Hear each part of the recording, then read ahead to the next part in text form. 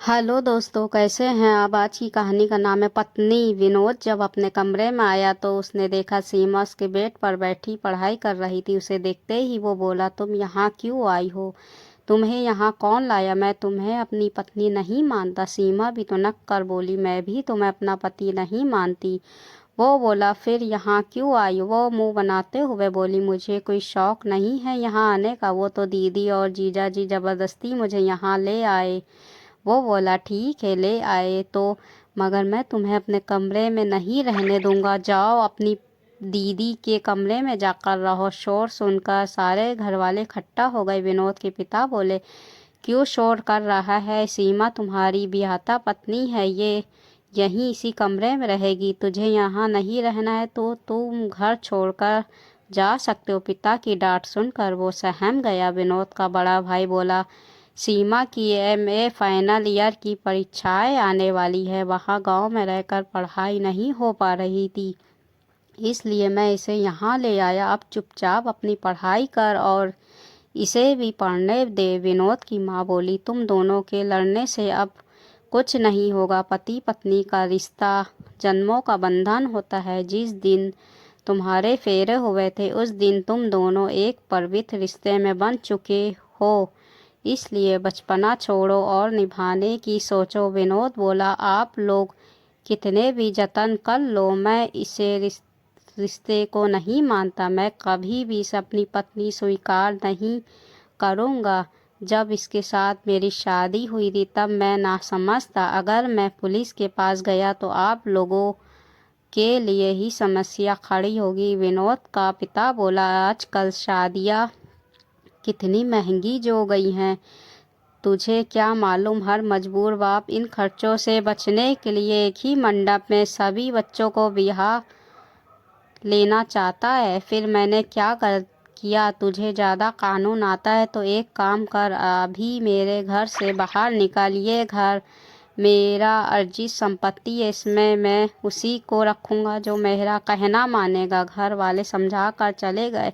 विनोद और सीमा की शादी 4 साल पहले हुई थी, जब विनोद 19 साल का था और सीमा 18 साल की थी। बड़े भाई की शादी के साथ ही छोटे भाई की शादी कर दी गई थी। सीमा शादी के बाद सिर्फ एक रात के लिए ही ससुराल आई थी। उस रात दोनों को एक कमरे में नहीं सुलाया गया था, क्योंकि अभी गोना नहीं होना बाकी था। फेरों के समय ही दोनों आपस में लड़ पड़े थे। बहुत मुश्किल से दोनों को समझा कर फेरे पूरे करवाए गए थे। शादी के बाद दोनों आपस में लड़ते ही रहे थे। विनोद को तो सीमा का नाम लेना भी अच्छा नहीं लगता था। इधर घर वालों ने अचानक उनका गोना कर दिया। सीमा तो बिल्कुल ही डरी डरी सी थी, मगर उसकी बड़ी बहन ने उसे समझाया कि वो है ना, सब ठीक कर देगी। वैसे भी लड़कियां ज़्यादा विरोध नहीं कर पाती। अब ना चाहते हुए भी दोनों को एक ही कमरे में रहना था। घर छोड़कर जाने की हिम्मत दोनों में किसी के पास नहीं थी। फिर दोनों ने कमरे को 2 भागों में बांट लिया। कमरे के सामान को भी बांट लिया। बेड के भी 2 हिस्से कर लिए गए।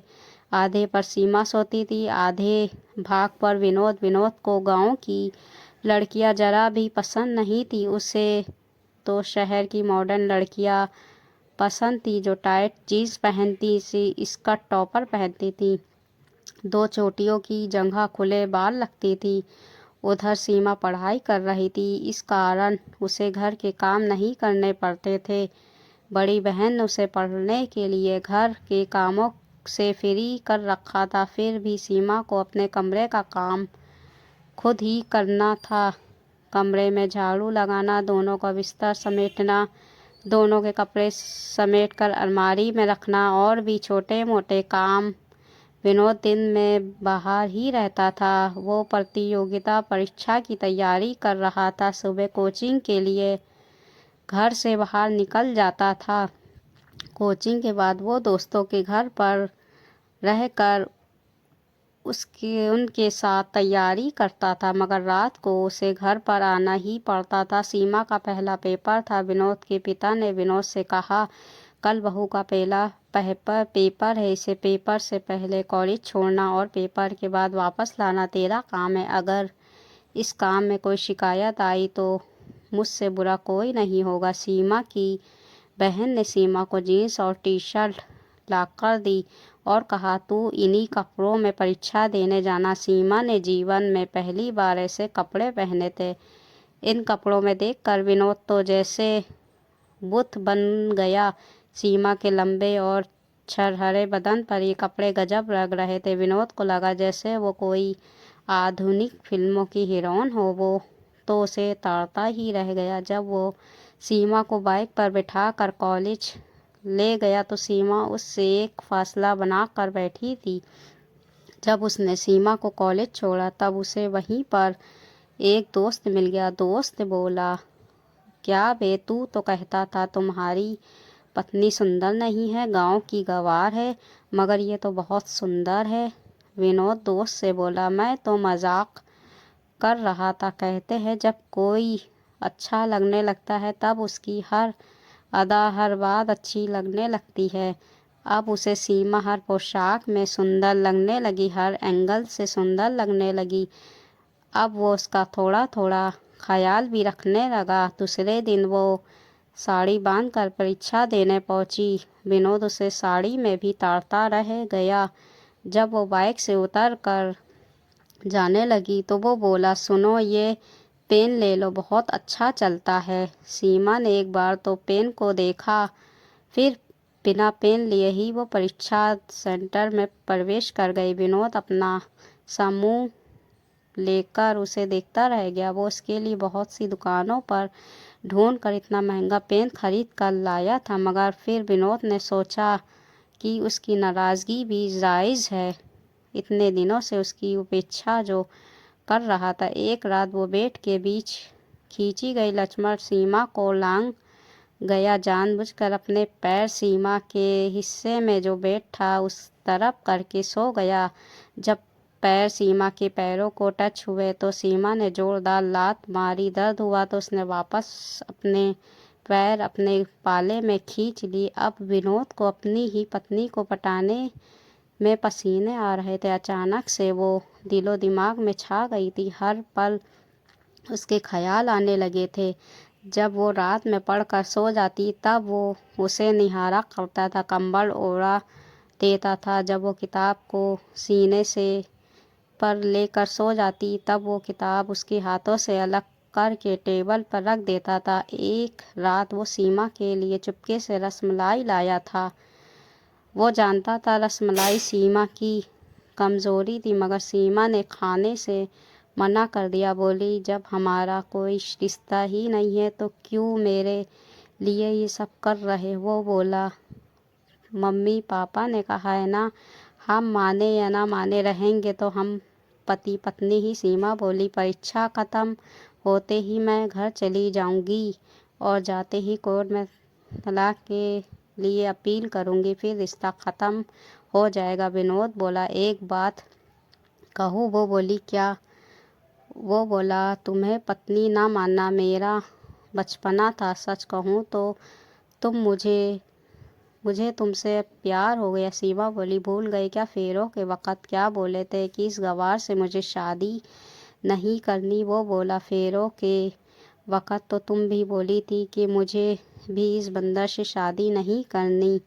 वो बोली, पहले तुम बोले थे। वो बोला, जो कुछ भी बोला उसके लिए माफ़ कर दो। वो बोली, मेरा कल आखिरी पेपर है, मुझे पढ़ने दो, फालतू बातों के लिए मेरे पास वक़्त नहीं है। विनोद बेचारा चुपचाप सो गया। उसके सोते ही वो बिल्ली की तरह रसमलाई पर झपटी और कुछ देर में ही सारी रसमलाई चट कर गई। अगले दिन जब वो पेपर देकर उसके साथ वापस घर आई तो वो बाहर ही नहीं गया, उसके आसपास ही मंडराता रहा। सीमा बोली, बस से जाओ या बाइक से छोड़ कर आओगे।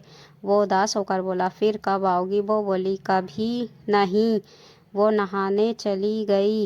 विनोद मुंह लटकाए वहीं बैठा रहा। विनोद के अंदर ही अंदर कुछ टूट कर बिखर रहा था। उसे लग रहा था जैसे सचमुच ही सीमा से उसकी ये आखिरी मुलाकात है, उसके बाद शायद ही मिलना हो। सीमा ने नहा कर शादी का जोड़ा पहन लिया, फिर शीशे के सामने बैठकर श्रृंगार करने लगी। विनोद कमरे से बाहर चला गया था। बाहर उसे भाभी दिखी तो वो बोला, भाभी सीमा से कहो ना आज ना जाए। भाभी बोली, जब पति उसे अपनी पत्नी मानने से इनकार कर रहा है तब वो कैसे रुकेगी। विनोद बोला, भाभी अब मैं बिल्कुल बदल गया हूँ, सीमा से अपने किए की माफ़ी मांग चुका हूँ। भाभी मुस्कुराकर बोली, तब तो आप खुद ही उसे रोको देवर जी, वो आपके कहने पर ही रुकेगी। विनोद मायूस होकर बोला, वो मेरी कोई बात नहीं मान रही। भाभी बोली, वो आपकी पत्नी है, नखरे तो दिखाएगी, उसके नखरे उठाओ और प्यार से मनाओ। बेचारा विनोद क्या जाने क्रिया चरित क्या होता है, उसे कुछ समझ में नहीं आ रहा था। भाभी बोली, ठीक है, आज मैं उसे रोक लेती हूँ, आप बाजार से ये पूजा का सामान ले आइए। विनोद बाजार से सामान ले आया। फिर शाम को सीमा और विनोद ने जोड़े से देवी माँ की पूजा की। सीमा शादी के जोड़े में बहुत सुंदर लग रही थी, विनोद तो उससे नज़र ही नहीं हटा पा रहा था। फिर रात को भाभी खुद विनोद को कमरे तक छोड़ने आई और बोली,